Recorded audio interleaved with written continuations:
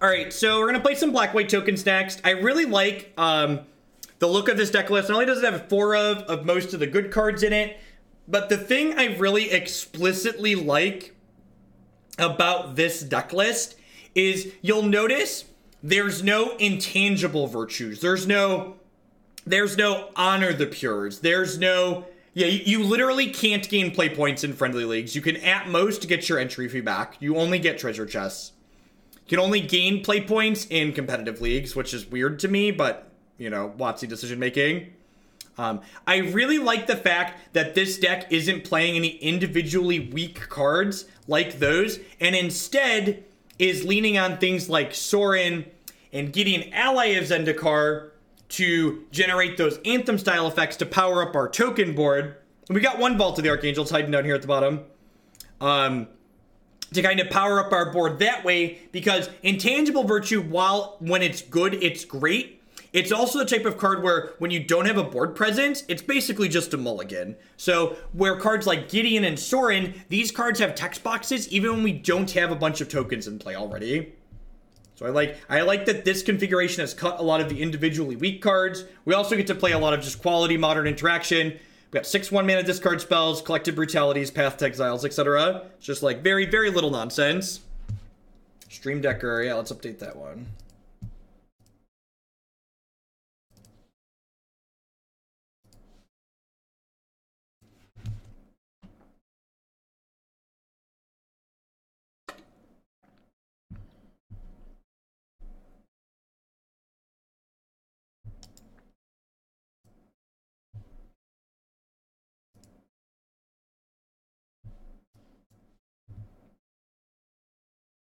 Seems pretty reasonable. We got Collective Brutalities and a couple of histories. We need to draw some lands here, but if we had some lands, the curve out here is strong.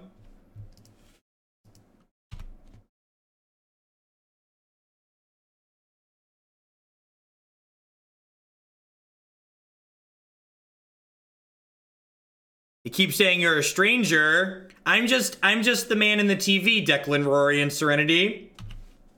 Hi, kids. Be good and listen to your parents. Kay Doherty, thank you very much for the 3-month resubscription there. I appreciate that. Welcome back. Thanks for the quarter of a year of support there.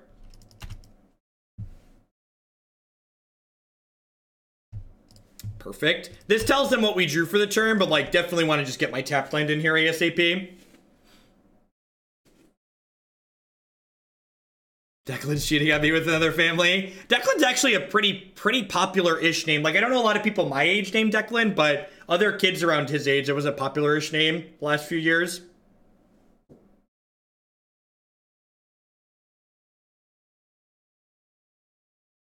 How do you...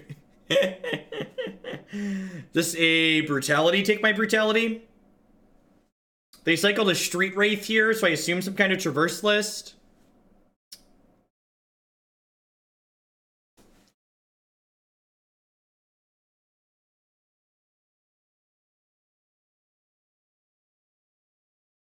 They know about this Brutality.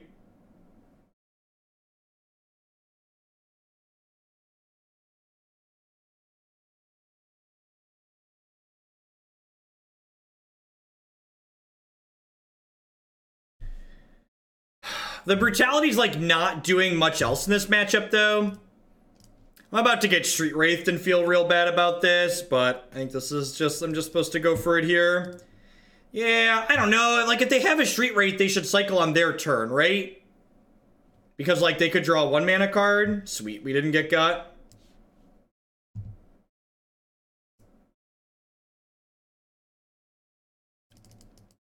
We have Vengevine and Gurmag Angler. What's our graveyard hate situation look like? We've got 2 Rips, 2 Surgicals. Probably not too terrible for us here.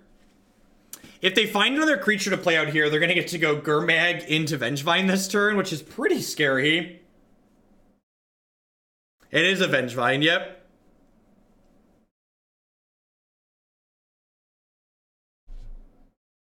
Alright, if they have a 0-drop, they're about to put 9 power into play. If they don't have a 0-drop, we should be in a pretty good spot. No 0-drop is great for us. Definitely just need to play History of Benalia out here so we can get racing. As much as I'd like to try and Thoughtseize their last spell, I think curving History into History is pretty important here. Or History into Gideon, potentially.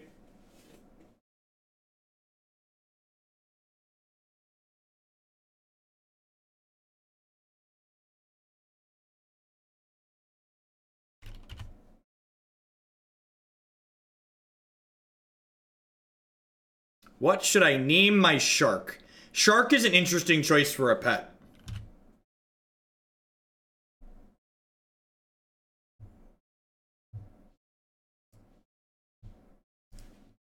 This is actually going to be... This is going to be a super aggressive curve, right? Because I have 3 knights here. History into History is, like, absurd, right? Because, like, next turn I get to attack for 12? Potentially. I guess they could leave back Gurmag. Do I trade a knight for 8 points? Probably.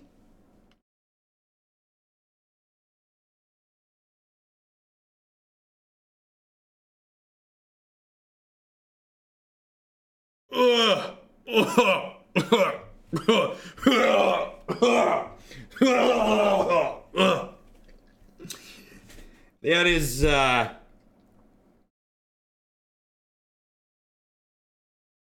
that is quite the turn. At least it wasn't a Stoneforge mistake.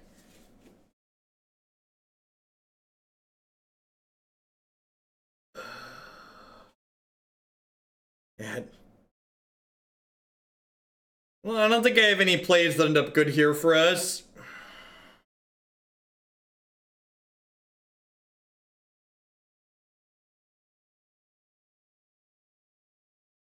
I can, like, triple block the Gurmag Angler is probably the best we can do. Yeah, like, I'm not dead, but, like, how do I win the game? I realize I'm not dead this turn. It's not about not being dead this turn. It's about how do I construct a game plan that allows me to win the game from this position.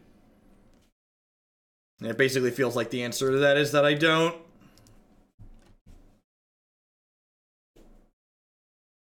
I love tapping back to watching these dead guy fail decks get run over. Don't worry, guys. We have Bitterblossom. Why you have to be so mean, Burgle? Why you have to be so mean? Dead guy fail. You're so rude. Bitterblossom was banned. It has to be powerful. The real hot takes. We are playing versus Anner currently. I'm gonna bring in my graveyard hate. Hope for the best. Disenchant. Yeah. To be fair, like, black-white cards is, like, a really... this is a fan favorite archetype, right? Like, people love submitting black-white fair cards. It's a deck that we play a disproportionate amount in ratio to its power level, for sure.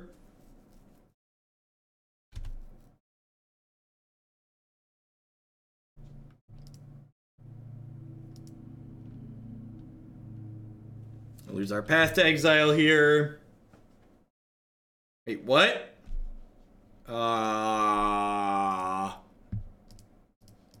Sure.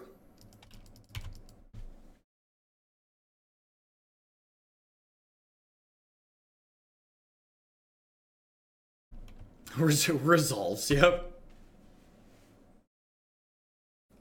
He felt bad after the first game, so they're giving us a shot. They're helping us curve out to even the power level.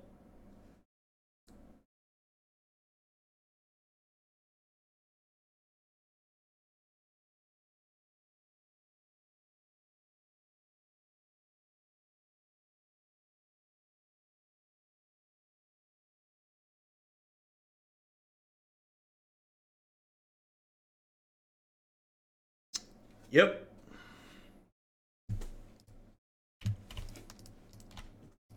All right, so we get to go. If we don't win this game, there's no way we can ever win this, right? I guess we have Graveyard Hate that can maybe help us sometimes. I was able to experience the glory that is Baja Mac and Cheese. It's quite good. It's Baja Mac and Cheese is great.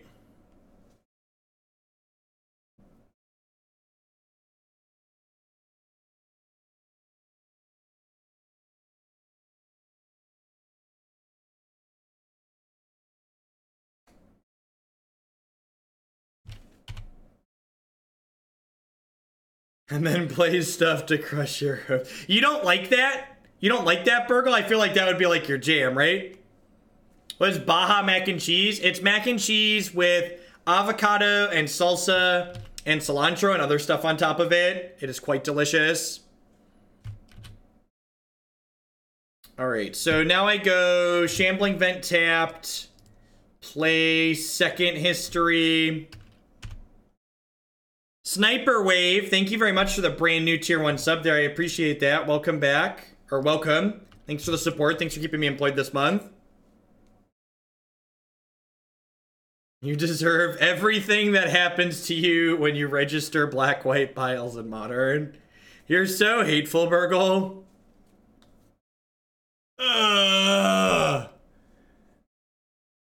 We were gonna win the game with the Sorin, Anner.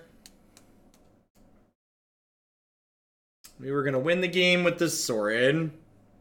Sorin was really impressive in Abzan tokens when we played it. It's been one of the better cards for sure. I have another Delve Thread here. Ugh.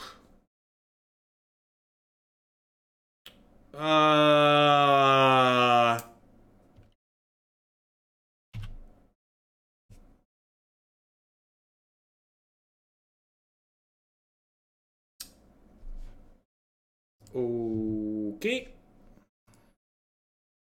Yeah, you're right. I don't think they could beat the vault either way. Path is lethal though, right? I path this. They take 8, 9, 10. I don't even need the vault.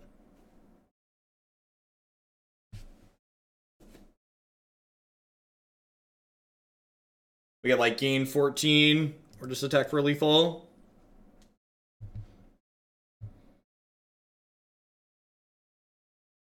Am I supposed to have Blessed Alliance in my deck?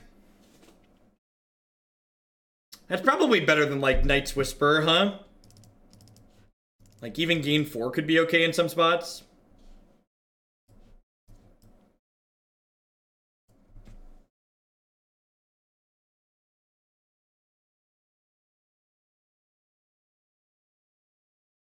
Panera's not that expensive. It's like 10 bucks for a meal. Pro tip, just stop getting soda. If you just drink water with your meal, it's like less than 10 bucks usually.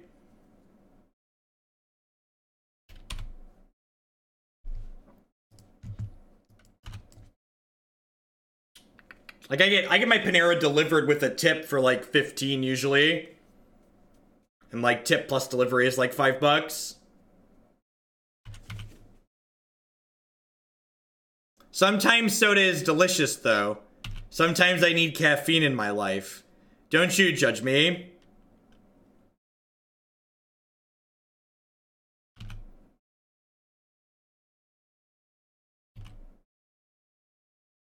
I don't drink coffee either. Soda is a whiskey delivery service. Just don't play another hollowed one.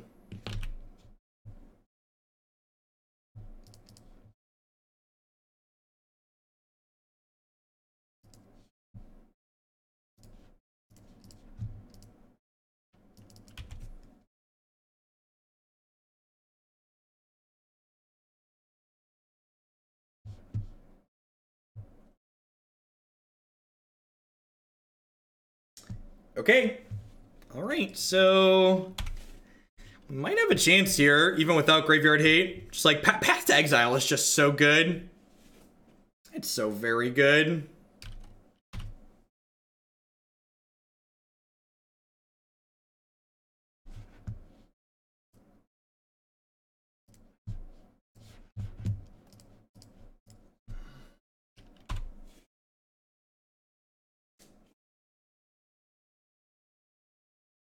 They're down to 2 cards here.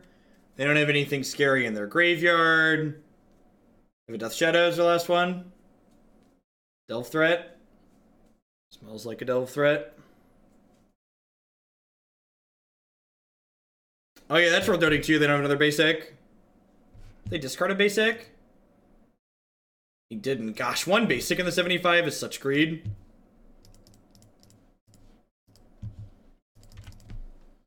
Thankfully, these Lingering Souls regain 20, so we have time to, like, find an answer to this fish.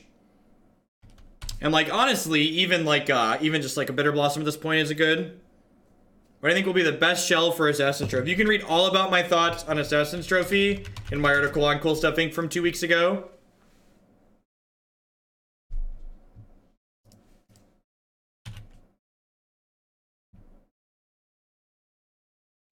Sometimes people post opinions that are so incredibly stupid, I just, like, to give myself the faintest glimmer of hope for humanity, I, like, have to, like, tell myself that they know what they're saying is dumb, but they're doing it to generate clickbait. So hopefully that's the case for people that are, like, trying to make a comment for, like, why Assassin's Trophy might not be good. Blood Moon's pretty terrible in Modern right now. Pretty much all the popular decks can play through it or go under it. Leaves a lot to be desired in my experience.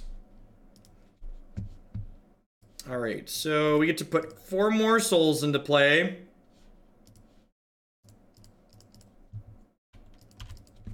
So...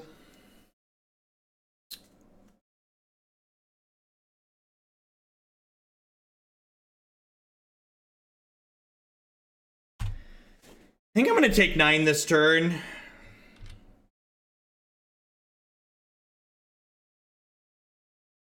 You block them. You block them is the right answer.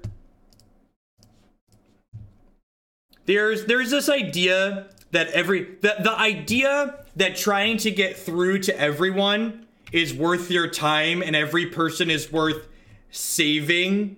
It's just, like, not true. There are some people that just don't want a discussion. Some people aren't having a discussion with you. They're just waiting to talk. And those people, you're just going to have a negative experience trying to deal with. Because you're not having a discussion with them. They're just waiting to argue with you.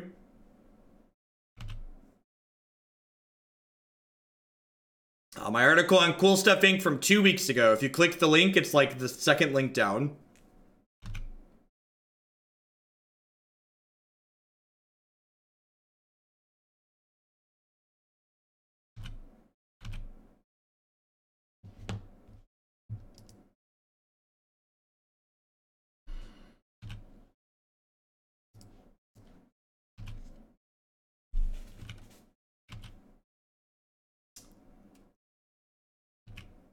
Pretty good.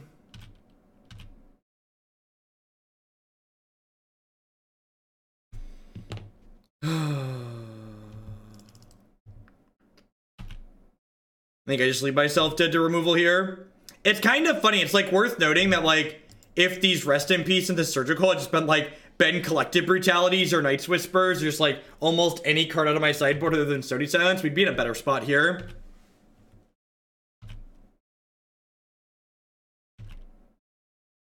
Yeah, definitely shouldn't have attacked there.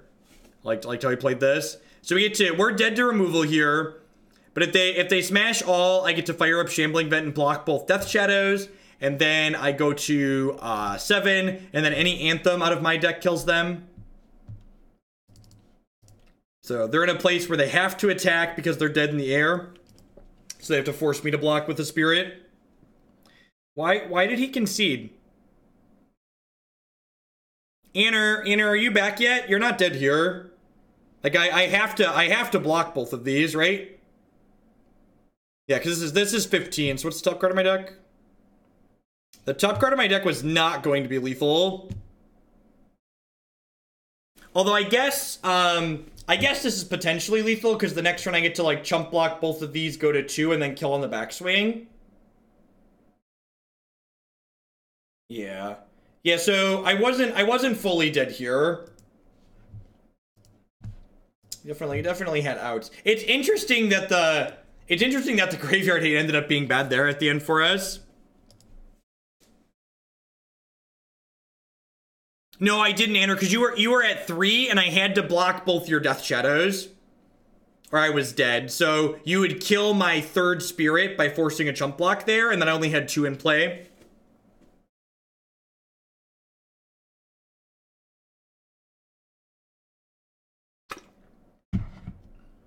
Yeah, you too, mate.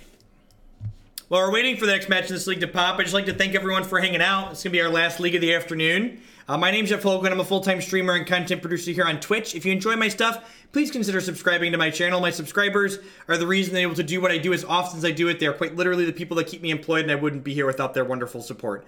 Past subscribing, you can also support my content by checking out some of my very wonderful sponsors. Cardsphere.com will love to help you turn some of your cards into other cards directly to other players. There's no haggling. They just take a 1% fee off the top. InkedGaming.com would love to help you customize your gaming experience using code Jeff12. You save 12% on custom playmats, mouse pads, binders, and bags with them. Cool Stuff Inc.com buy and sells a lot of cool stuff, including TCG singles. Using promo code Jeff5, you can save 5% on Magic, Pokemon, and Yu-Gi-Oh cards with them. And of course, this stream just wouldn't be possible without viewers like Anaronix, Justin, Nivik, and all y'all out there. Dark Doodle, thank you very much for that brand new Prime support. Thanks for shipping your Bezo bucks this way this month. I do appreciate it. No, we don't, Brecken. I just haven't taken it down. It's been a busy last couple of days. I'll make a note to do that.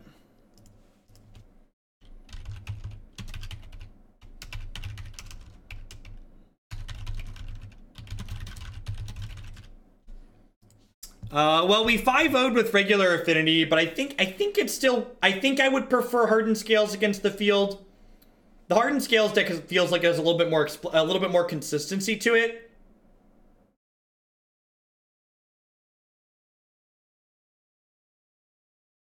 Would I go back on the circuit? I don't know. It's a mix of the two. Like, if I had, like, a guaranteed $1,000 to play an open every weekend, yeah, I guess I'd play opens most weekends if I had a guaranteed $1,000 to play it every weekend. But at the same time, getting guaranteed $1,000 to play, like, 20 opens a year, like, that's not gonna happen. That's unrealistic. I don't mind traveling. I guess now that the kids are older, I probably wouldn't mind. The traveling becomes a little bit more tedious because they like actually miss me. Like when kids are really tiny, they don't really like people are people to them. But Jake and Declan like have thoughts and feelings and they have opinions. Gosh, do they have opinions? And they really notice when Christy or I are gone now, which is different. I think Mardu Pyromancer is the best Blood Moon deck because in the many times where Blood Moon is bad, you get to discard it to hand size, or you get to discard it to Faithless Looting. What's worse, traveling or playing Legacy? Definitely playing Legacy, not close. Yeah, the problem is bringing kids with you to an open weekend like that increases the cost astronomically. Like, traveling to an open weekend, traveling to an open weekend on my own is expensive. Traveling to it, like, paying entirely for a hotel room myself out of pocket is just, like, just an absurd cost.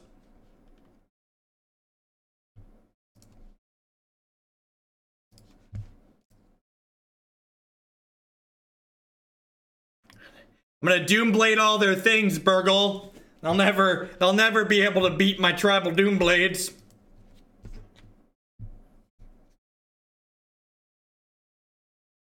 Do you need to mulligan to Leyline against Living End? Yes.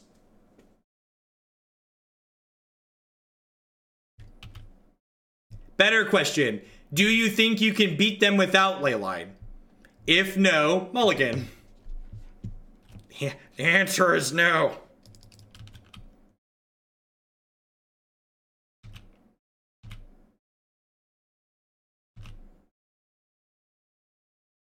They share a lot of very similar play patterns, Avid. I'm a pretty big proponent of decks that have overlapping cards aren't automatically the same, but Affinity and Hardened Scales overlap a lot of the same play patterns, so comparing them directly to each other makes a lot of sense.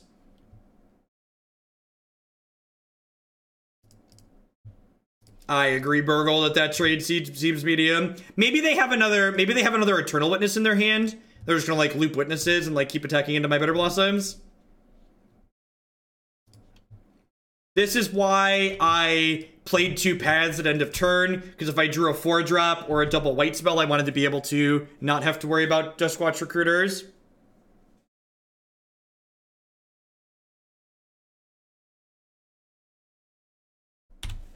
Oh yeah. Oh yeah, attack me for 3, daddy. Give it to me, Vizier. Come and get it. Come and get it. My knight is ready to die in honor.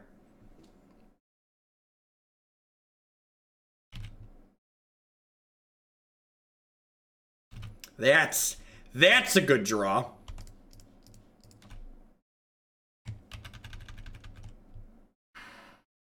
Actually, I killed 2 Duskwatch Recruiters, right? We could theoretically die on their untap if they have a Court of Calling here, but I think it's pretty unlikely, and I just want to, like, head to the Space Jam.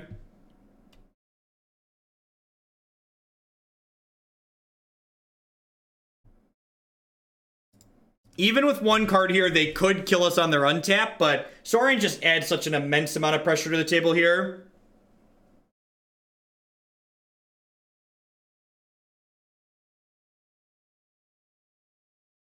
Alright, dead to Walking Ballista.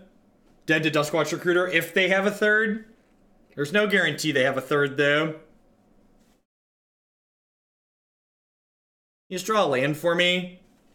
Unfortunately, I know how this book usually ends. God bless us, everyone.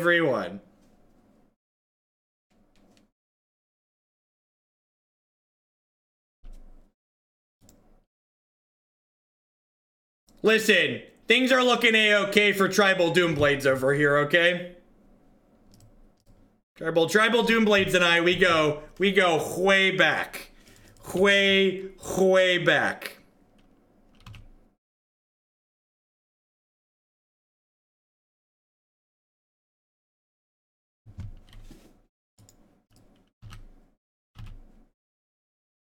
Just running them down.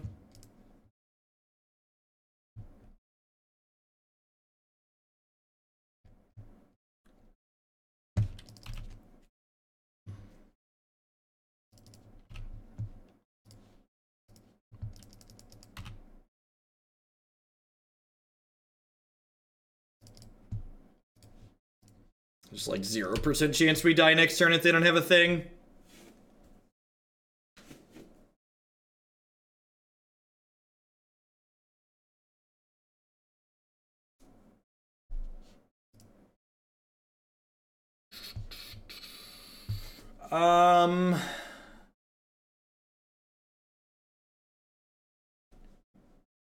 Do I click submit here? Maybe I do this. How do we feel about click submit? Just that? Our sideboard seems pretty mediocre. Powerful Hoagland, Rasco Diaz, thank you very much for re-upping at the tier 3 level. I really appreciate that. Remember, tier 3 subs are exempt from the queue slowdown, so you can put a deck through the queue as usual. I appreciate that next level of support.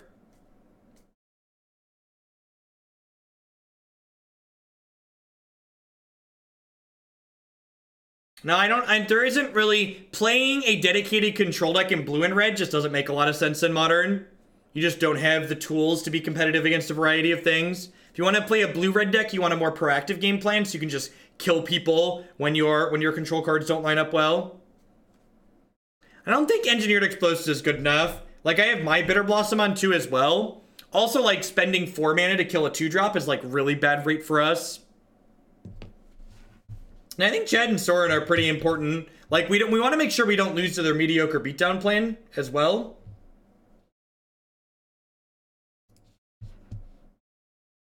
Sounds like not amazing, but fine.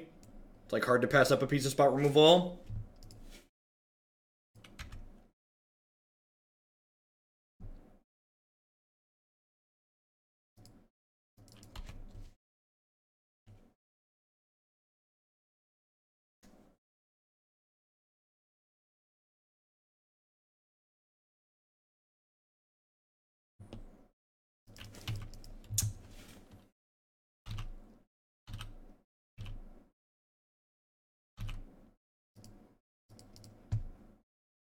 Old Magic cards, basically their price only goes in one direction. Just goes up and up and up. Well, that is not an ideal sequence of draws for us. Just gotta get rid of this guy.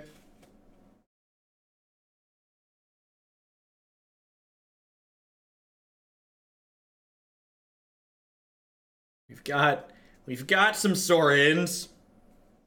Sorin is very good. He overperforms in most of the games I've played him in. He's just not like... I want to start playing Legacy. How many decks can I buy with $1,000? Not many. Any? Maybe Death and Taxes? Maybe Death and Taxes? Oh, chat! I found a spoon hiding under a napkin on my desk. That means I can eat a fruit cup. That's so exciting. I was so sad I didn't think I was going to eat a fruit cup today during the stream.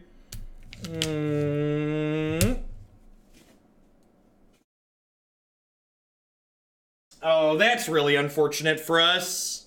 If I would have played Lingering Souls, and Collector couldn't have taken it.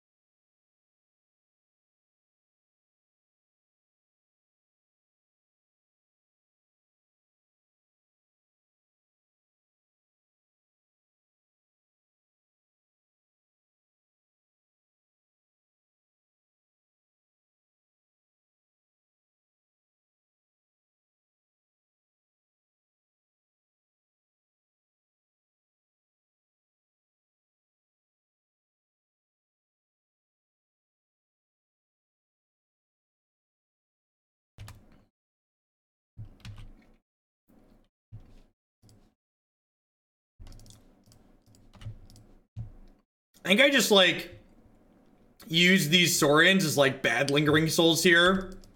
Just, like, make some 2/2s.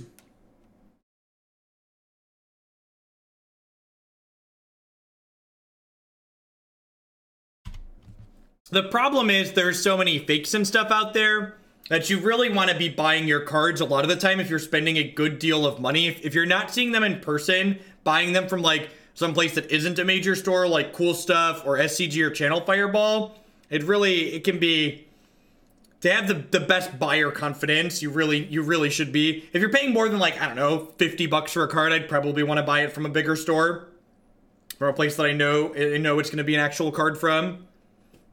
Otter from Space, thank you for the brand new Prime support. I appreciate that. Welcome.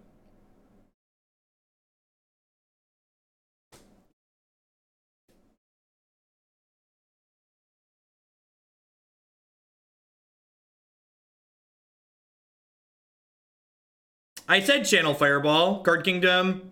Yeah, one of the big stores where they're checking that kind of stuff. Or if there is an issue, you know you're not going to have an issue getting a replacement card from them.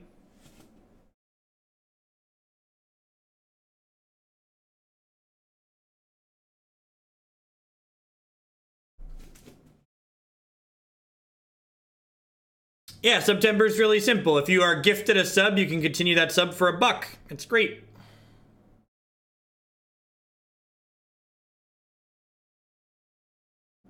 Can we talk about how dead we are to this Gavany Township for a hot second? This Gavany Township is just, like, literally unbeatable, right?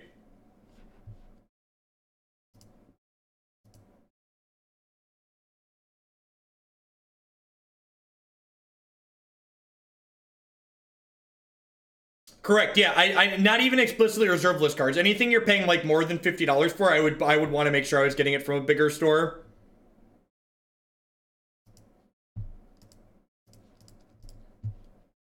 I would consider Card Kingdom one of the larger vendors for sure. I feel like we're just like stone dead to this Gavany Township. Maybe I can race it on the back of Flyers and Sorin. I'm gonna get rid of this because it lets me attack on the ground this turn. Oh, are they gonna court away this Gavany Township? That would be so good for me. Please court this Gavany Township away.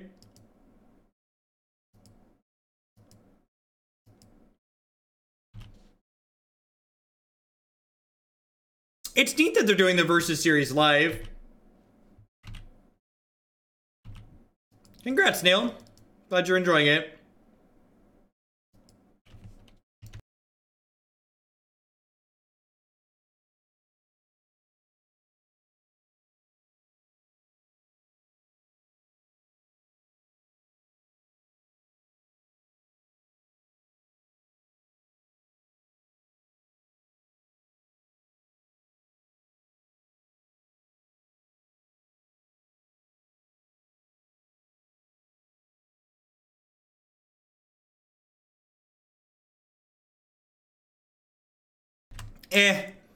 Paper Magic content's pretty medium. Even SCG with their much higher budget than the $200 in a laptop that I put together our paper rig with, it's worse than it would be just watching on Magic Online. It's just easier to relate the board state and what's in hands on a computer.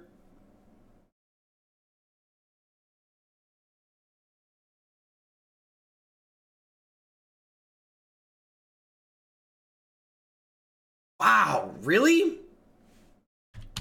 Okay, deal.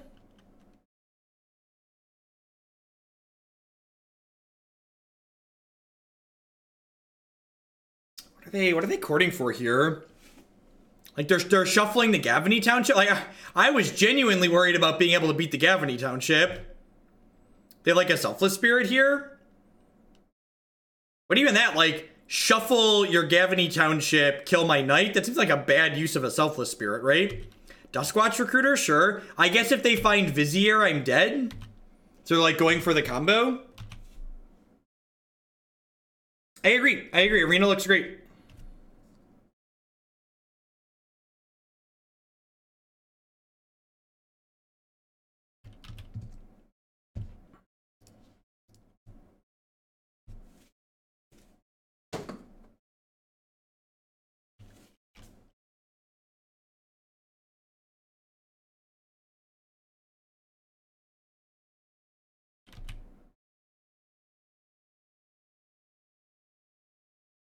You get like 9 looks at a Vizier here.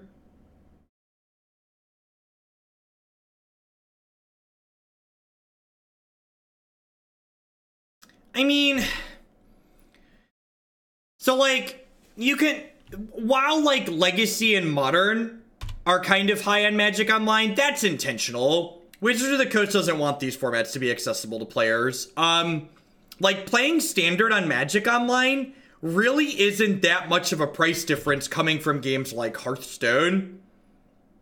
Like, as someone who very recently built a Hearthstone collection by giving Blizzard copious amounts of money, I gave Blizzard $1,200, and I don't even have a full Standard collection for 4 sets on their game. Like, CCGs are not cheap. The only thing CCGs are good at is about lying to the consumer to confuse them into knowing how much money it's actually costing them. Like, CCGs are very good at obscuring what their actual cost is. In Magic Online, I want to build a deck. I know exactly what it costs and it's upfront about it. So they're going to get Vizier, and then they have infinite mana, and then Duskwatch Recruiter grabs every creature out of their deck and they kill us with a Walking Ballista. Or a microtransaction thing. Well, I mean, it's a CCG-specific thing in that it's specific to how that card game gets its thing. I mean, like, comparing it to what exactly? Do all microtransactions obfuscate how much they cost? Like, are CCGs considered microtransactions? Because, like, I gave Hearthstone $1,200 at once, right? That's not exactly a microtransaction. Snap, Bolt, Snap, thank you for the 5-month resubscription there. I appreciate that. Welcome back.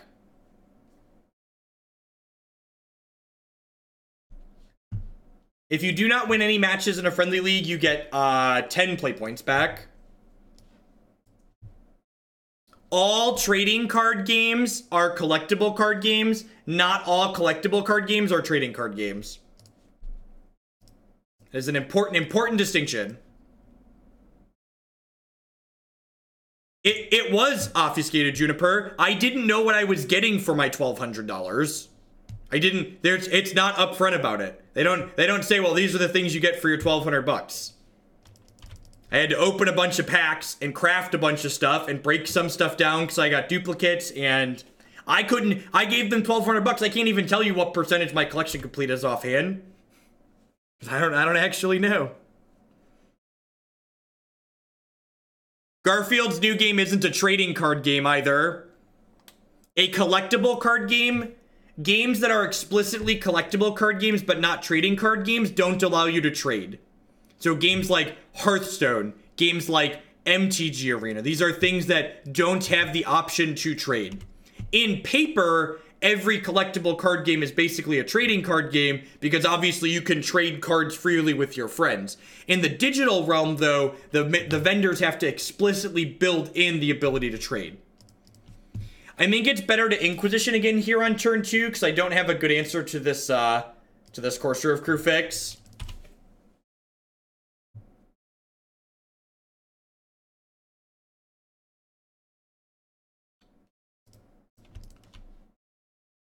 Well, that's not a trading card game. Well, I guess you could even that, you could argue it is a trading card game. You can trade cards and play however you want with your friends, right? Like, I think nothing prevents you from trading cards between people.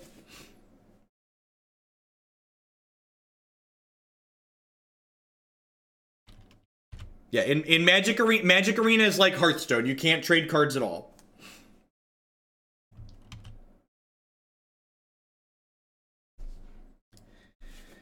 I think I just play History here. It gets the most damage into play. Just want to try and race your ACP.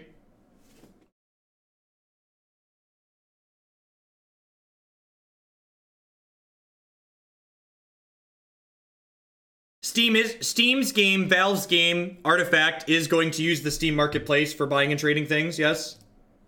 We could die here, but I don't have any removal, so kill me.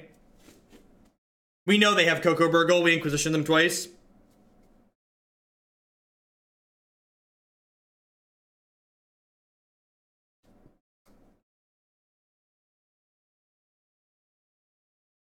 Okay, it's not a Devoted Druid at least.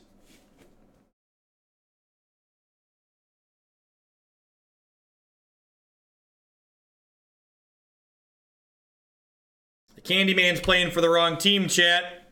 Tracker's about to bury us in cards here. These 1-for-1 removal decks tend to be very bad against the deck the opponent's playing. They just kind of bury us in cards. We don't put a quick enough clock down. I guess the Tarmogoyf decks like Green-Black Rock can sometimes like pressure them out of the game, but a deck like this, like Tokens, just like doesn't have that Tarmogoyf style threat. You're just pretty slow and clunky. My name's not Alex Bertoncini, so I try not to take collected companies with Inquisitions of Kozilek. It's this weird thing I'm trying, playing Magic by the rules. Maybe it'll catch on at some point.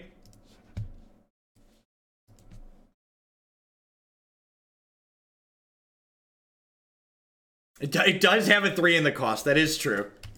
And it's technically correct, which one could argue is the best kind of correct. Yeah, exactly. The fact that they kind of force where your removal goes to is also very bad, very bad for us. Oh, I think I'm just supposed to play Lingering Souls this turn and hope they don't hit it. Although I guess they'd have to have a quarter or collected company to combo me next turn. Then, like, next turn, I can Flashback Souls plus play a Path to Exile. Can't attack my knight into their 3/3, so we'll just pass here.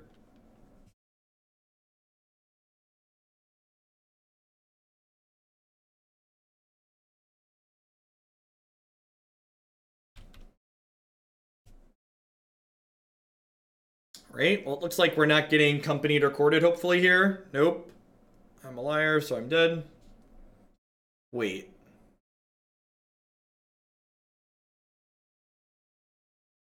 Wait, so... I'm not dead because the recruiter's on the wrong side. Is what you're saying. So they have to have another recruiter?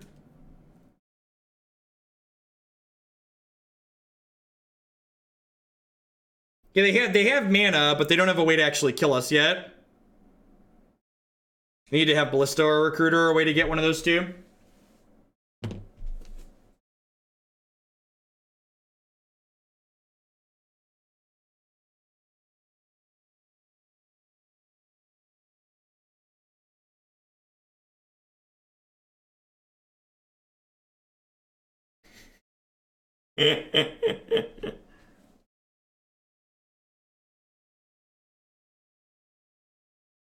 Right, well, they've successfully flipped their dork back.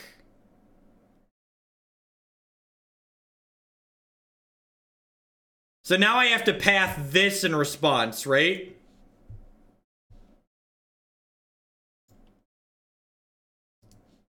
Wow, this is so bad.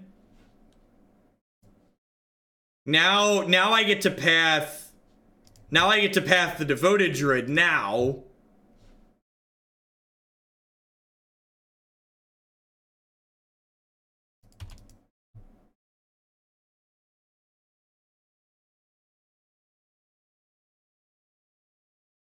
I guess I should wait till their end of turn to do this because they could have passed here.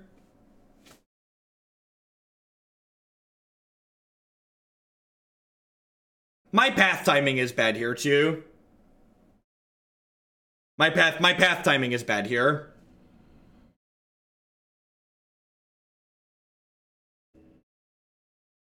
I mean, they've kind of induced a mistake for me. Like, the Ghost Quarter timing seemed weird, but then I flinched and messed it up.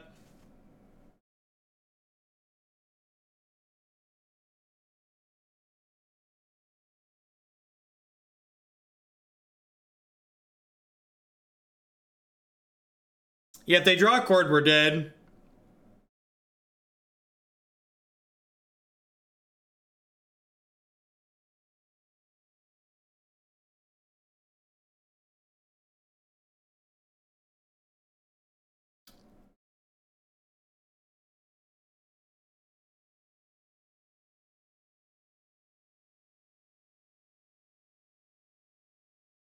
That's not true, Burgle. I could have pathed the Howler in response to it flipping back.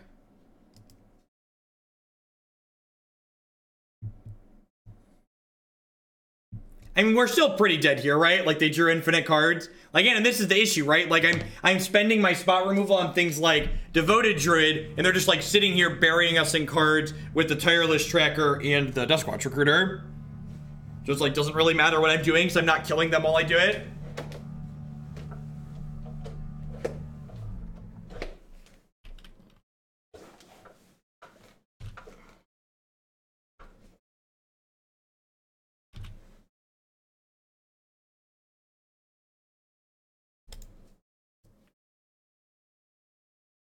Yep, did.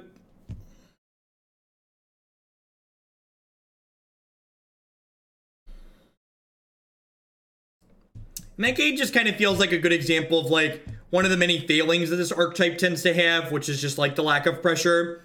You have similar disruption to decks like Green-Black Rock or Jund and things like that, but because you don't have efficient creatures to put into play like Tarmogoyf, you just don't have a good way to pressure your opponent while you're disrupting them. So you have a little bit more game against some of the other grindy decks in the format because your threats kind of go wide, but you're much worse against the decks that are demanding a clock out of you, which tend to be more popular in Modern.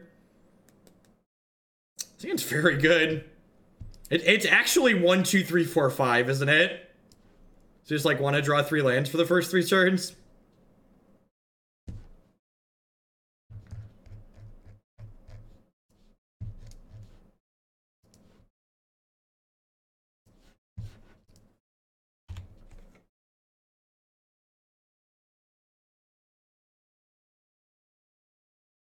I don't think so, Dark.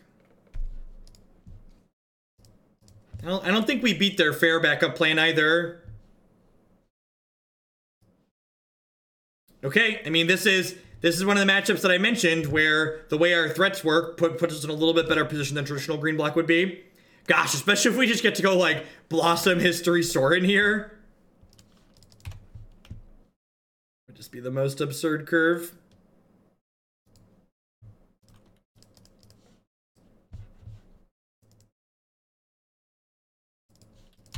Ding.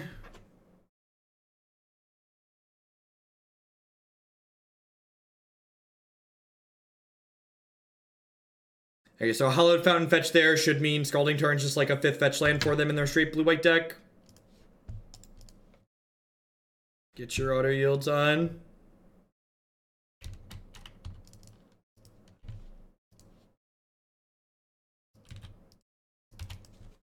It was a mistake. It's the reason why I didn't take the verdict with the IOK. Big punskipoo. The Collective Brutality does let us take the Supreme Verdict, though, which is sweet. Be kind of surprised if they verdicted this turn.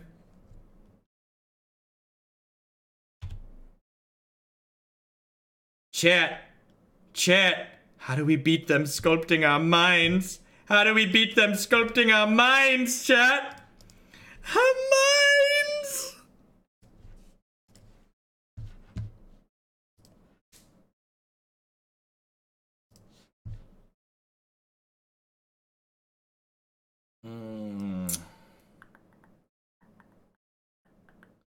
Well, I guess I take the Supreme Verdict.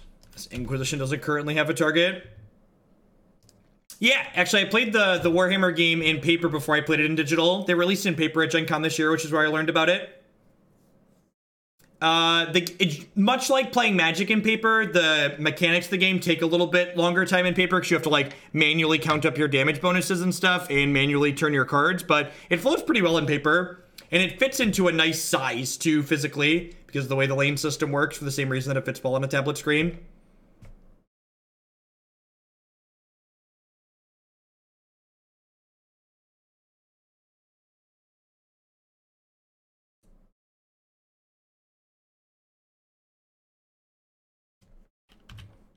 Yeah, if they Cryptic here and don't bounce our Shambling Vent, we actually get to kill Jace with Shambling Vent, which is sweet.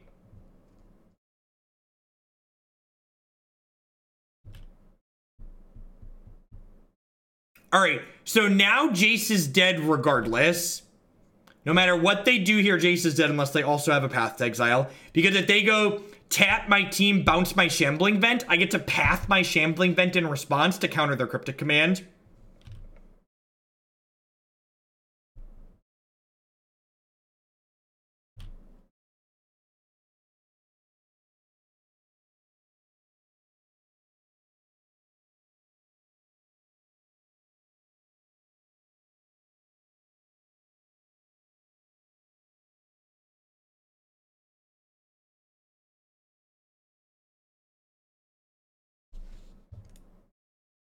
Alright, so they just went for tap draw. So that means still at the beginning of my combat, after that resolves, I get to fire up Shambling Vent here. Yeah, if you remove all targets of a spell, the spell is countered upon resolution and has no effect.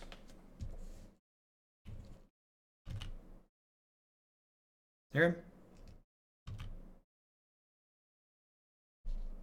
I like how these things turn into colorless tokens.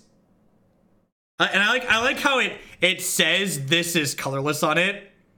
No, it wasn't blind. They brainstormed with Jace last turn.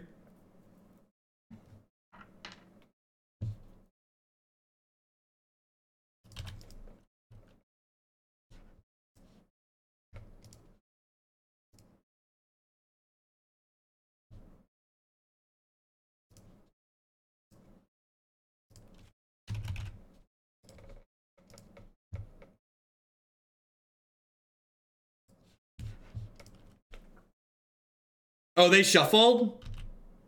Whatever. We're still in a great spot.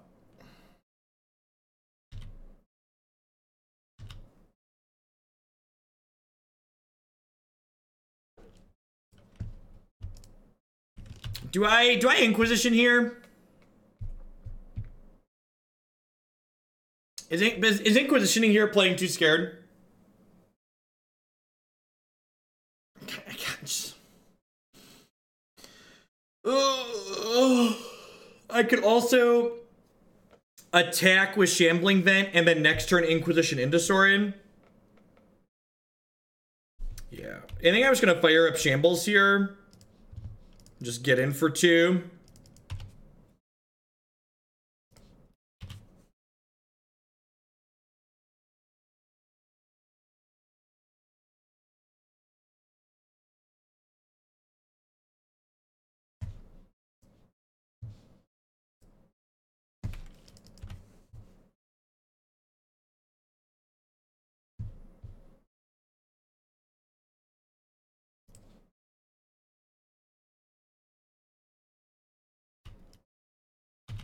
Wow, that's unfortunate for us. So they get to target Cryptic Command here then, which means my turn is wasted again.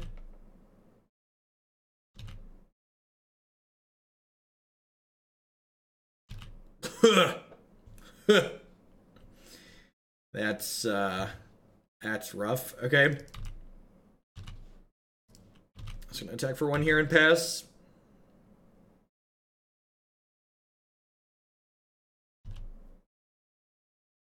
No, I can't play Sorin because this targeted Cryptic Command in their discard pile.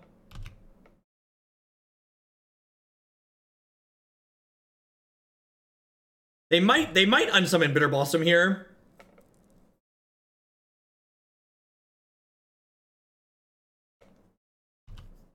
Yeah, seems good.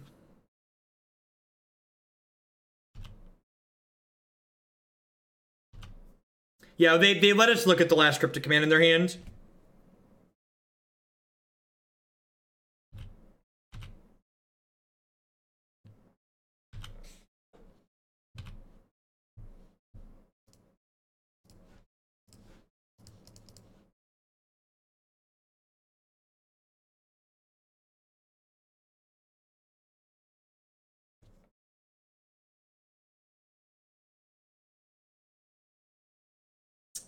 This is a viewer submitted deck, like most things, Armored Shoes, so I did not pick out the cards in it.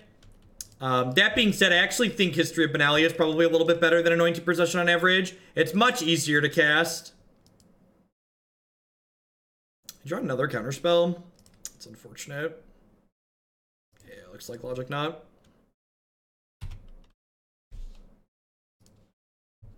Let's just give them the business with these fairy rogues. Look at how tiny they are. They're little pokers. Let's eat them.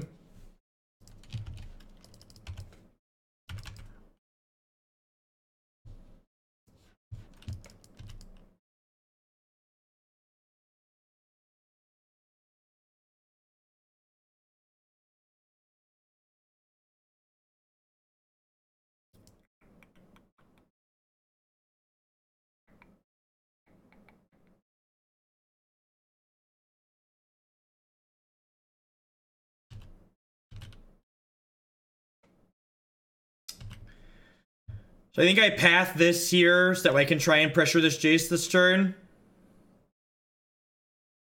I could Sorin and plus. The problem is Sorin and plus loses to a counterspell.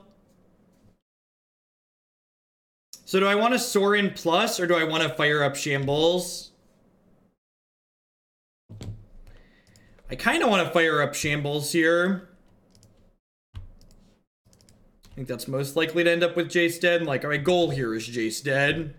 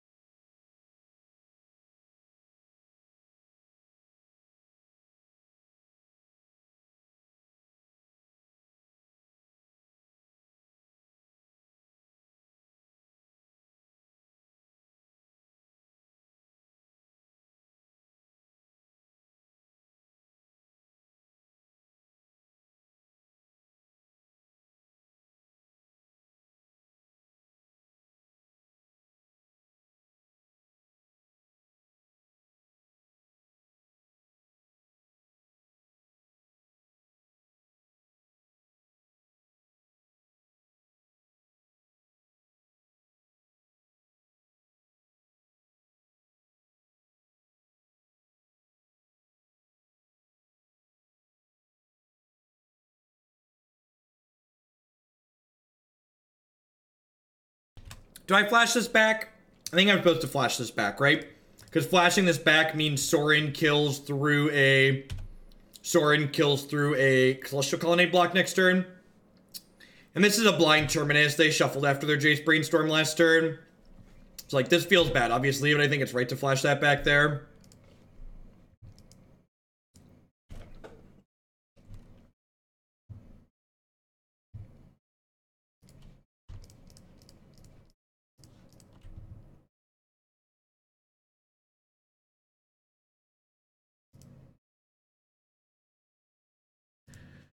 Ugh.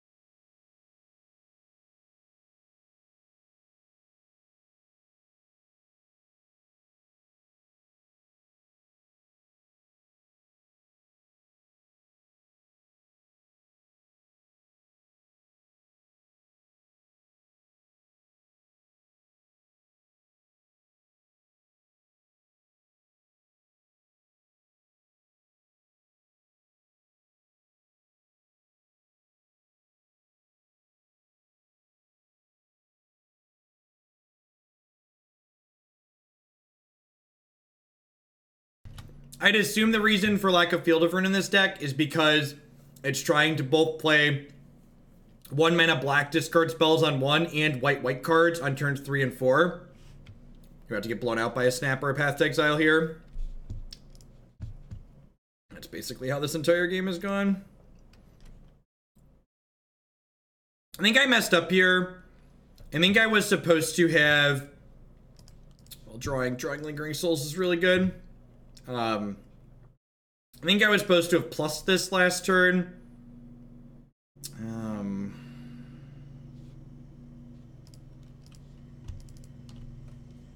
I'll fire this up.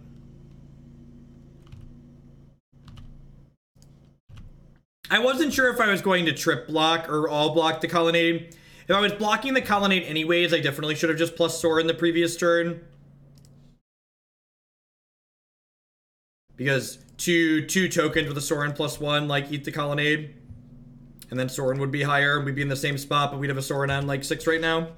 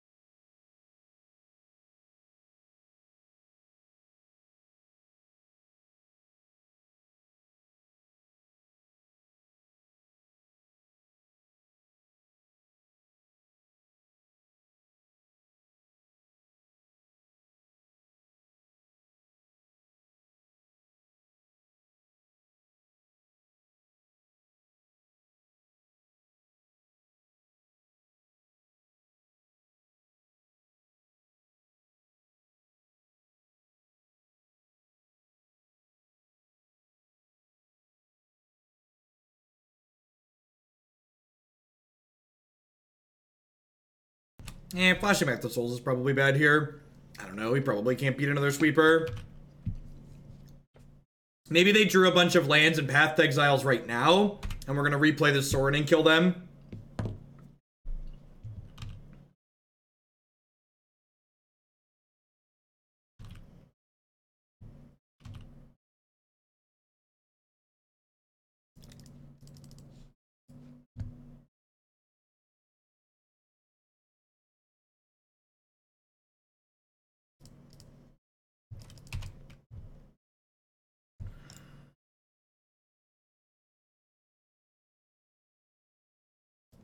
Settle my wreckage, baby. Settle my wreckage. Whew. Whew. Man.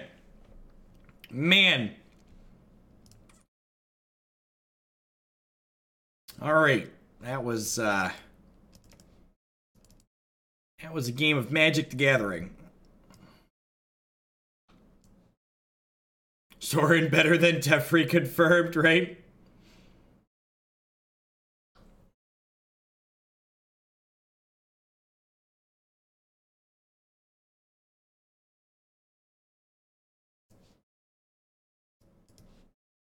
I mean, like, this is supposed to be our good matchup, right? Like, if we're not winning this matchup, there's no reason to play this deck.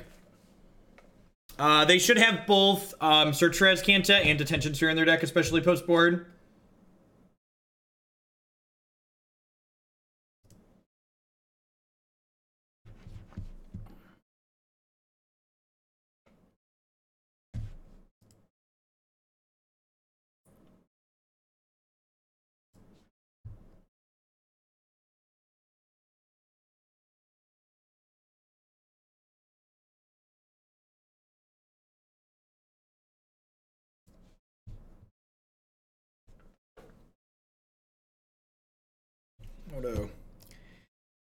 Odo's choking a little bit. I don't think we've killed it at all today. 2.5 gigabytes of RAM. Yep. That's nice. This new computer, my new 12 core processor, Moto can get up to 2.5 gigs of RAM before it really starts lagging instead of just 2. That's why we bought nothing but the best for streaming this version of Exile.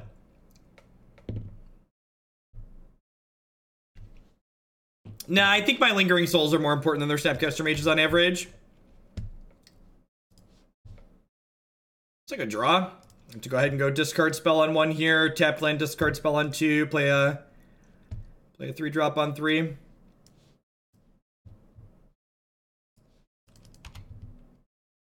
Yeah, the Archangel's weird. I think the Archangel's probably just worse than a 4th Gideon.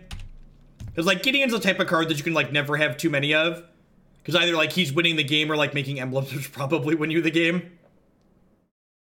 History's been good, though. I think History is better than Spectral Precision. Easier to cast, too.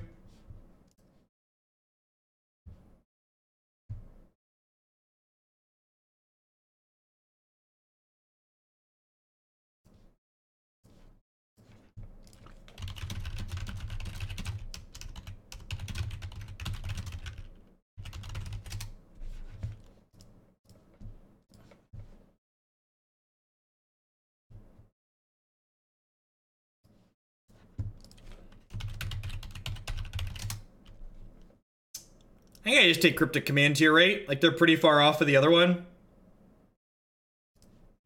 Like, I'm gonna have enough permanents in play that, like, Teferi's just, like, not a big deal. Opponent mulligan pretty low this game. People that didn't take note of that.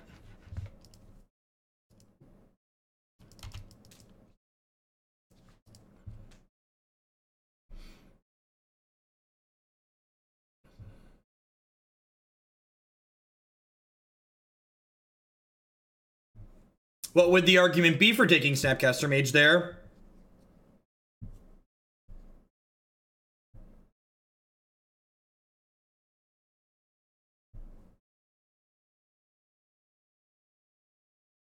I understand it would cost them less money, but in my opinion, the card acquisition would be really solid. I mean, you answered your own question, Nicholas. The reason why there's no trading on Arena is because it makes them more money, or they think it will make them more money.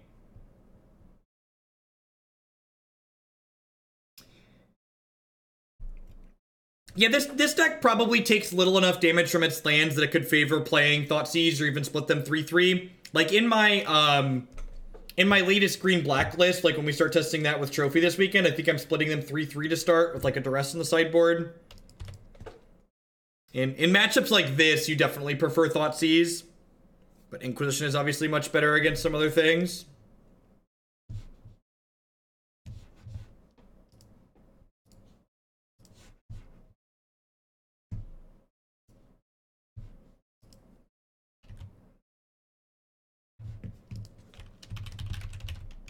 My list for green-black with Trophy can be found in my article from last week there. Lead on Inquisition here. They haven't played land, so they've drawn spells.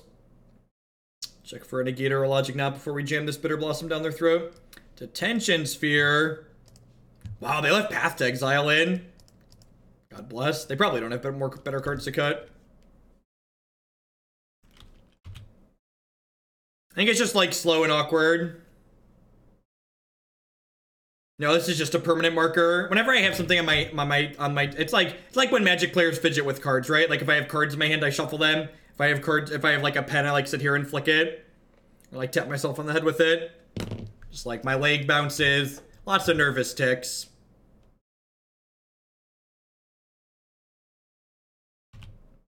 I have a hard to eat truth for you sometimes. Our greedy 2-color deck is never beating Blood Moon, and you just shouldn't bother.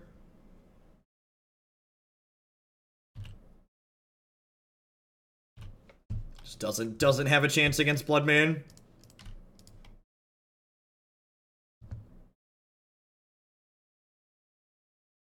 I mean, Teferi's not even that good here, right?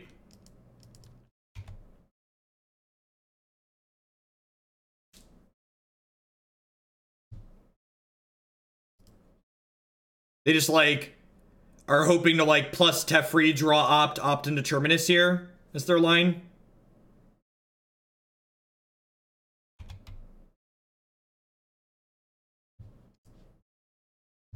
After Tron land, Blood Moon is probably the, responsible for the most non-games in Modern.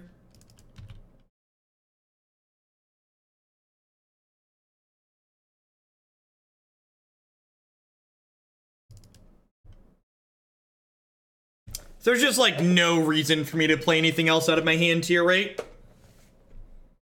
Do I play around the second Path to Exile? So, the things that I take sponsorships for on stream, I only take them if I've used their product and it feels reasonable to me. So, the Elite sleeves I used for an entire event, like, it was a short event, like 4 hours, they did not split or break on me, and I'd used some of their more cost-effective sleeves on my board games before, and they were very reasonable. The Elite guards are like $650 for 80, and they also have cheaper packs that are like $250 for 50, I believe. I've used on my standard size things.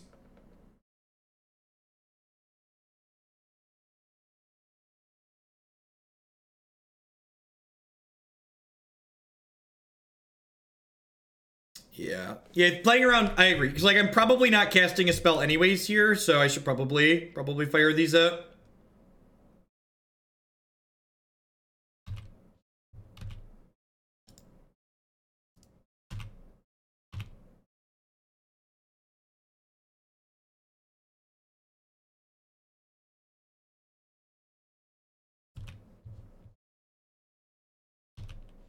We just have, like, 2 sources pooping out tokens every single turn here.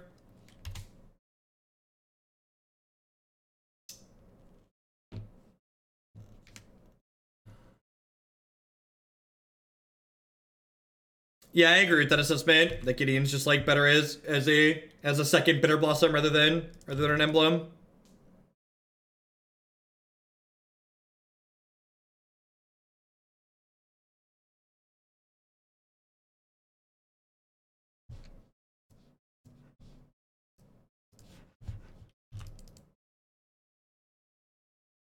They dead? They're dead, right? 8, 9, 10, 11, 12 emblem.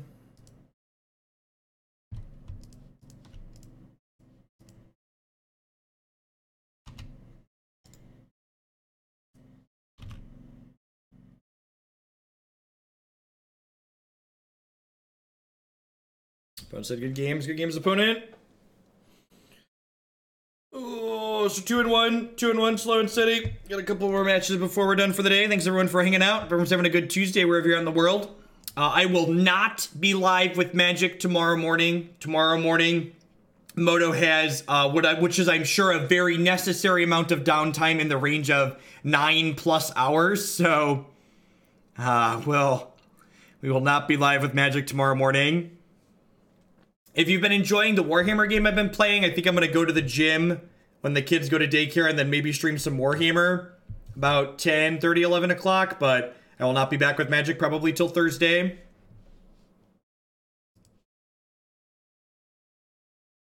Speaking of things that are necessary for Magic Online, I forgot to kick it.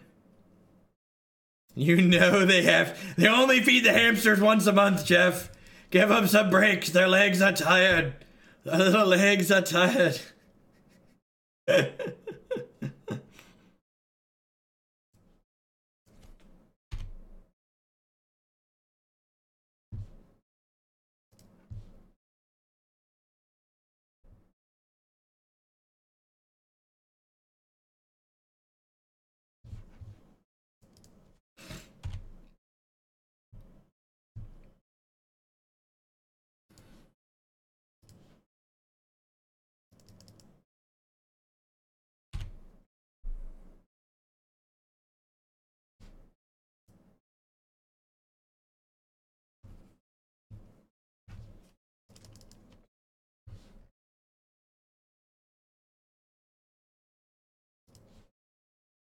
Alright, well, we found some more hallowed fountains.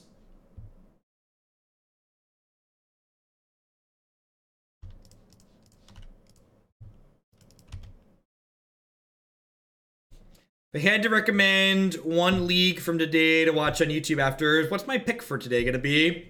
I didn't do a pick for yesterday because yesterday was a little medium. My pick for today, I have to go back. I honestly have to go back and look at the list. I forget what all we played today.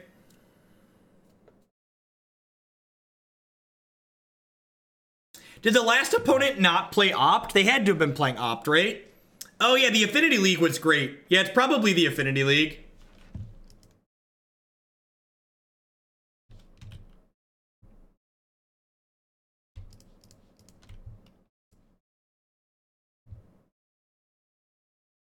Definitely the traditional Affinity League.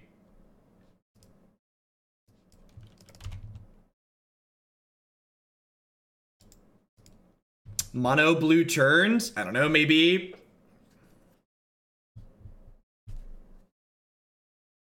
Yeah, the Jeskai list last night was okay. It is, in fact, playing turns. That's probably bad for us.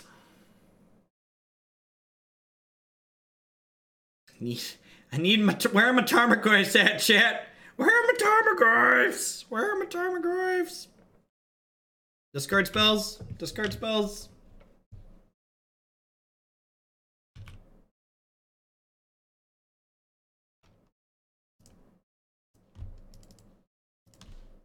Vigilance is good against exhaustion. It's gonna be like counter tap my team.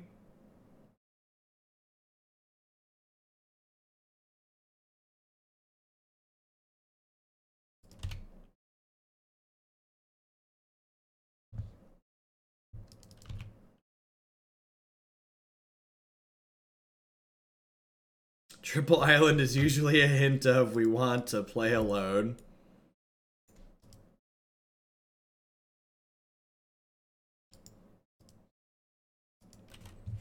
Nubicane, thank you very much for the 8-month resubscription there. I appreciate that. Welcome, welcome, welcome back. Thank you for the 2/3 of a year of support there. Kambal is very good. Disenchant is fine. Anguished Unmaking is fine. Explosive is probably decent. Gonna trim these Path to Exiles. Gonna trim this Archangel. Trim a couple of Bitterblossoms because they're slow. Actually, I probably don't need Night's Whispers, huh?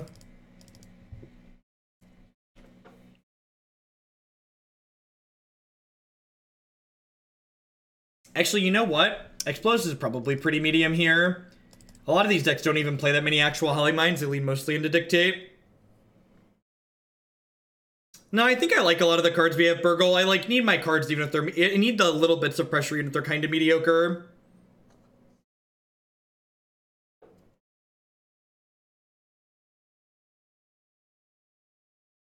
A lot of their turn spells exile or shuffle back in at this point.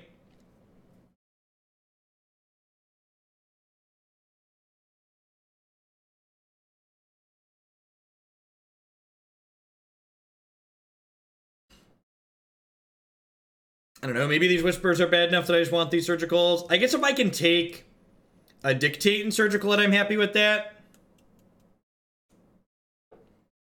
I don't know, I know like Lingering Souls isn't good pressure, but like it is some amount of pressure. Trying to credit magic decks to specific people is kind of just like silly and a waste of time. It's often the case that lots of people are working on lots of different things at the same time.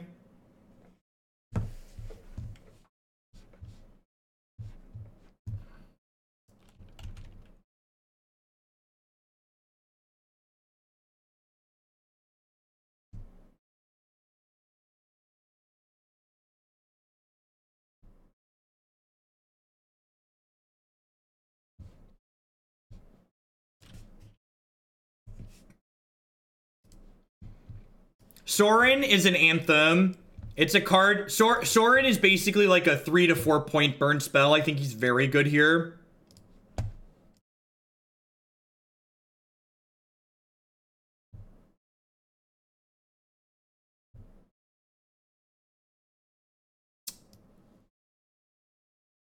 Well, shit.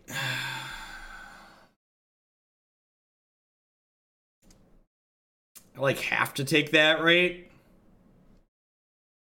That's not true. I heard on an SCG stream that Ryan over Turf invented Blue Red Wizards. Come on now.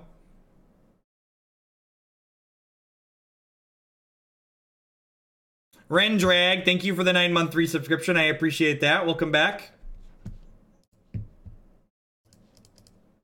Ice, ice, baby. Boo doo doo doo doo doo doo. Nice ice, baby. Do do do do do do do. All right, I think I just take the Temporal Mastery here. Actually, taking the Temporal Mastery here is sweet because when they go to Miracle, the next one, I Surgical this other one in response. Just good, clean live-in.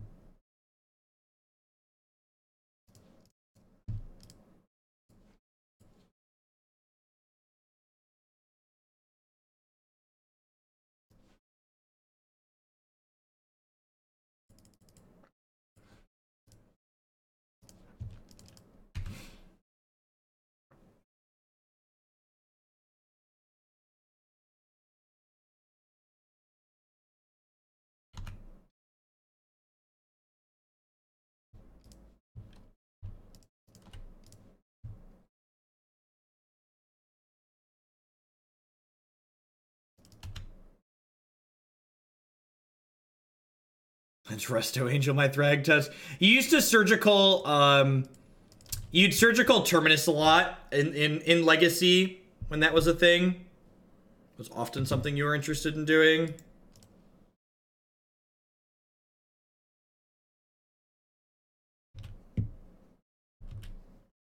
I love blue spells, Rendrag. Blue is great. I just like don't like blue spells when like not playing blue spells is like punching a small child. Like Legacy without blue is just silly. Yeva, that's a sweet name I haven't heard in a while. My mom said I need more friends from different cultures, so put my sub into Bant Super.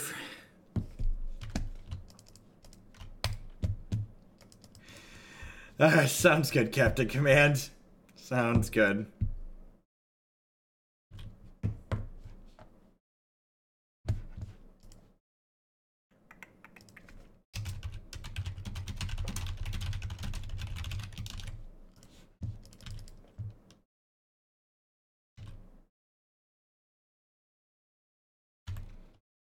All right, so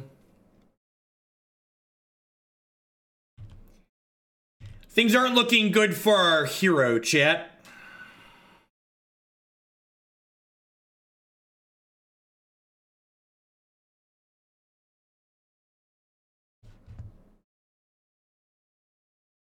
All right, I'm gonna go ahead for playing Lantern and Legacy. Get out of here.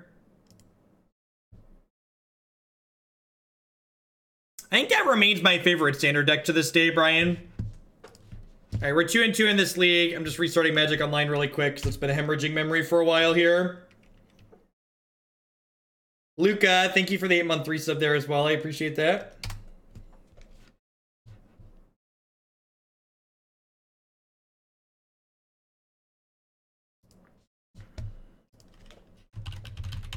This is going to be my last match of the afternoon. Thanks everybody for chilling today while we battle some Magic the Gathering.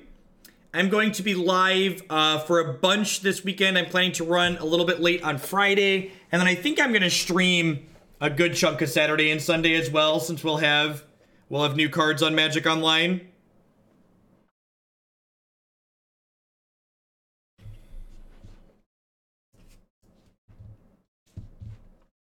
Be able to finally shove some Assassin's trophies into things.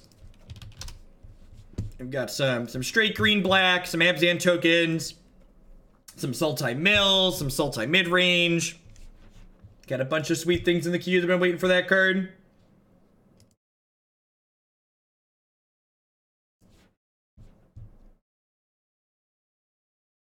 Thanks, Roscoe. Appreciate the support.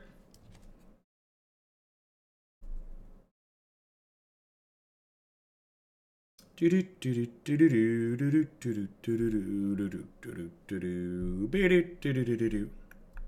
green-red mid-range deck was very bad. It was not particularly interactive enough and not fast enough. Just got run over a bunch. I would love to play first. Thank you for asking. Hey, this is a keep. I'm like not super excited about it, but it seems keepable. To take a peek about what they have going on here.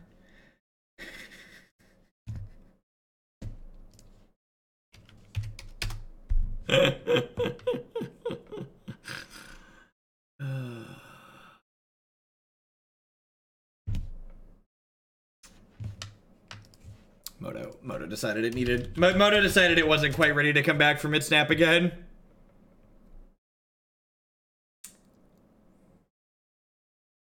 Well, to be fair, the first time it didn't crash, I just restarted it because it was using almost 3 gigs of memory.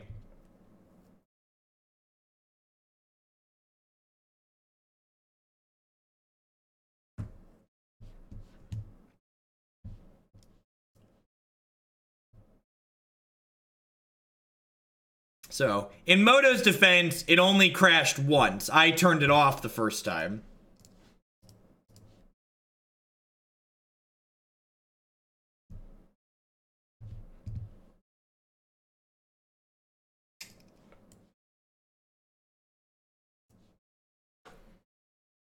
Oh, it's kind of rough.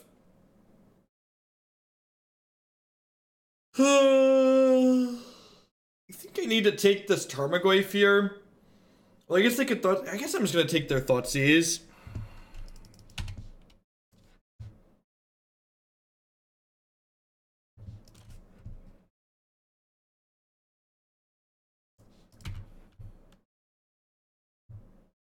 That is a great draw.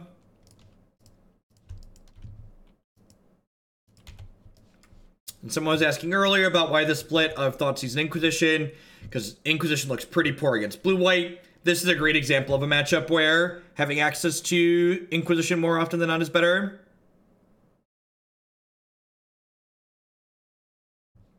So, one of the things that makes Magic Online leak memory faster is the amount of different card images it has come across the screen. I'm actually going to escalate this and drain them, buffer my health total a little bit. So by playing as many different decks as I do, it makes the RAM usage on it tick up much quicker.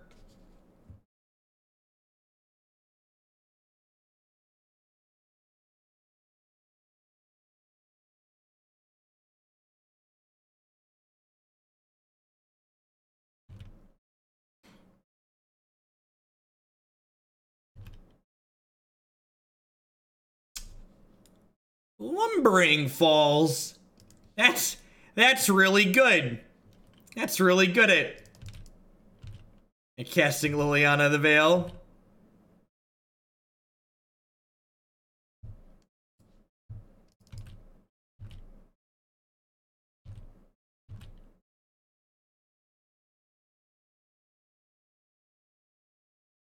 Nobody told them Assassin's Trophy's not legal yet.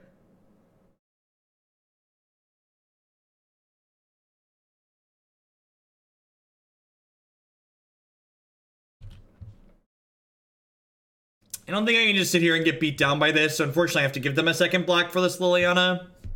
But they won't have it till next turn at least.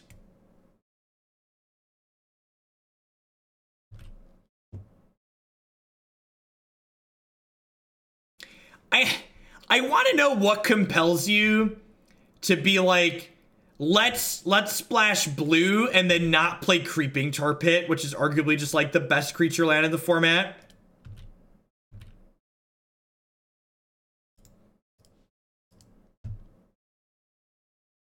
I'm gonna go ahead and move along here.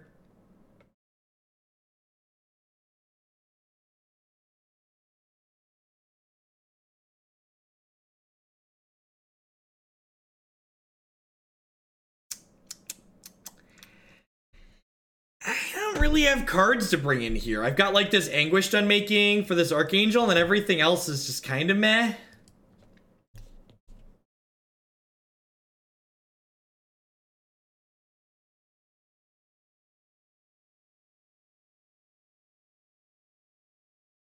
I don't know. If they're spending their Doomblade on your creature land, that means they're not spending their Doomblade on your Tarmogoyf or your Tireless Tracker or like one of your 8 other cards that applies pressure. No, Lingering Souls is pretty important in matches like this.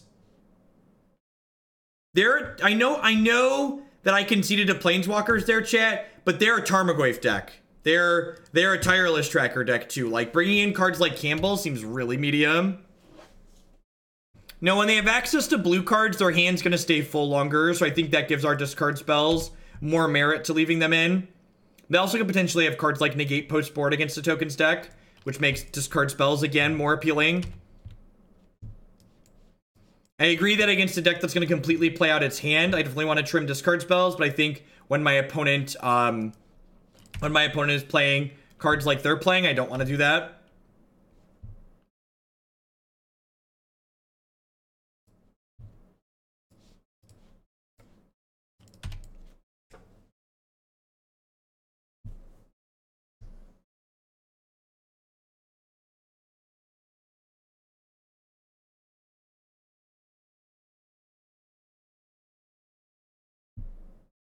Feels bad to have to path them proactively, but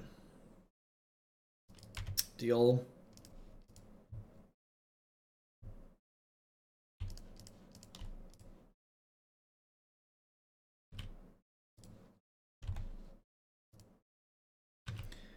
So they have Tarmogoyf, Tireless Tracker, Liliana. Ugh, their hand is really good. If they like go Tracker, untap land Goyf, we're gonna be in a really terrible spot.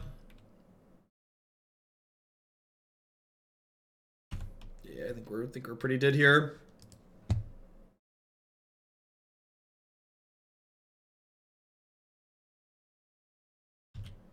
What does jamming Sorin really accomplish? I guess I'd be threatening an ultimate. I could threaten an ultimate next turn.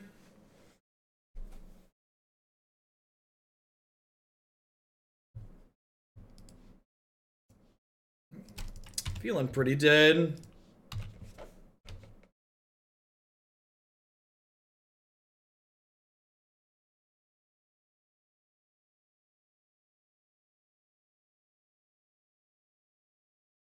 Well, he just, like, doesn't add pressure to the table, Burgle. And, like, if I rip any removal spell, these knights can attack into the Tarmogoyf, which is appealing.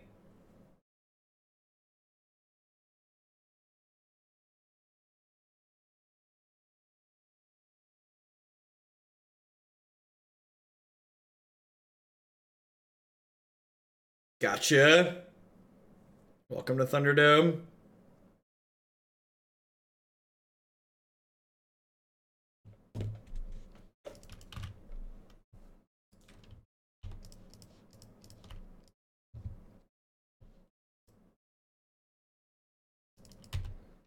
They are not indestructible. They're vigilant, but they are not indestructible.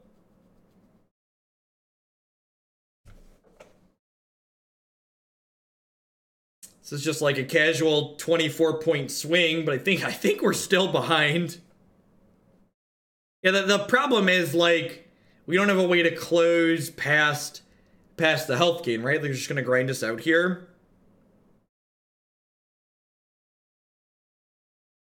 Like, they could honestly just, like, take 12 here and probably still be ahead. They're thinking pretty hard here, though. This trade seems decent for us. Yeah, Vault would be an okay draw.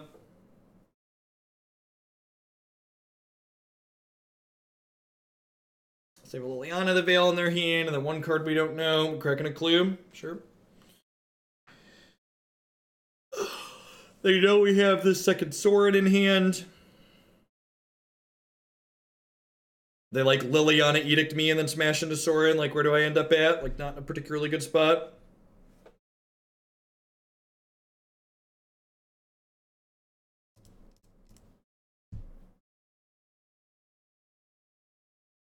I think I keep Sorin alive just to down tick the next couple of turns.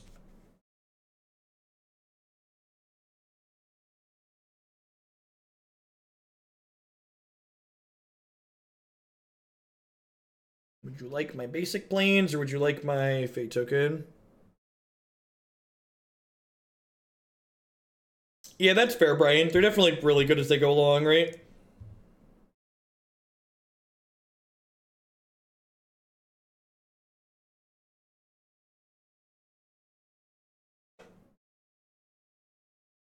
The 4-color Geist deck is great. As always, you can find out my thoughts and feelings on a specific deck that we've just played by checking it out on my YouTube channel. I always do a wrap-up section at the end. I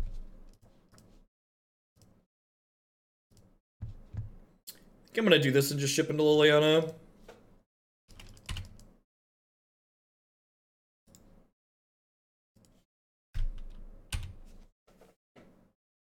I'm gonna hold on to this land. Although I guess if they let her die, I'll play the land out.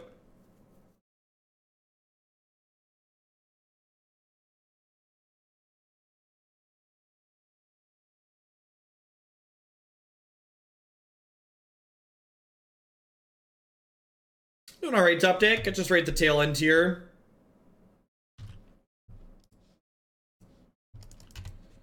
Alright, so Sorin's dead. They know our last card's the second Sorin. We have to beat Tireless Tracker with like Shambling Vent Rogue and then some other stuff. Yeah, it's like our health total just doesn't matter. This deck was really disappointing. I liked how the spell base looked going in, but just like the power level just like leaves a lot to be desired. Just like have too many expensive cards that like just like clunk up too often. Definitely felt a lot worse than the Abzan tokens deck that we've played has felt in the past. I think this is actually going to be one of the decks that I'm looking forward to trying out Assassin's Trophy in. That if it continues to feel good, I might consider playing this at the Open in Columbus. Basically, you just get to play like a bunch of accelerants to like make your expensive top end like feel a lot more trim because they come down a lot sooner. These 4 Abrupt Decays here in the main deck will be Assassin's Trophies once we have those in Magic Online. But yeah, so I think Black-White Chokers is pretty bad for me. I don't think I'd play that again. All right, it's gonna be a wrap for me for today, folks. I appreciate everybody hanging out through the end. Remember, no Magic tomorrow morning. I will be on tomorrow morning with some Warhammer probably at some point after I get home from the gym. And I will catch all of y'all around later. I'll be back with Magic on Thursday for sure. Magic Online is back. If you missed any today, as always, they'll all be up on YouTube here momentarily.